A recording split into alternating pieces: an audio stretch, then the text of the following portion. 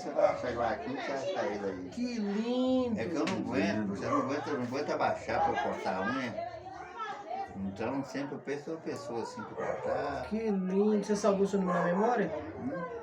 Não? Ele nem sabe. Não, tá tudo aí, eu não paguei não. Não, quer saber se você salvou seu número na memória. Como é que você sabe o seu número? Sabe, você salvou?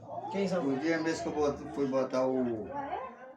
Que eu fui botar fazer Pronto. o negócio nele, o homem achou meu nome aí pra botar no. Pronto, Ficou bom, Jadilson? Ficou, gente. Olha o tanto de unha dele no chão. Quanto você tá cobrando pra fazer a unha da gente?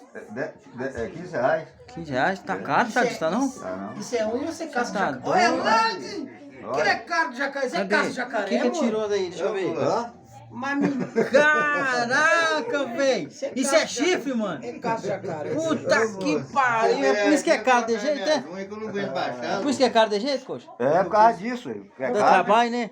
Vou falar. O que você usou aí? Qual ferramenta você usou? Lixadeira, facão? maquita, facão, foice, enxada. A casa cavalo. Aquele casco-cavalo só foi de você? Tá Grossa, doido, olha lá. grossa. Olha aqui, você vê. Você é do Curupira, né, não?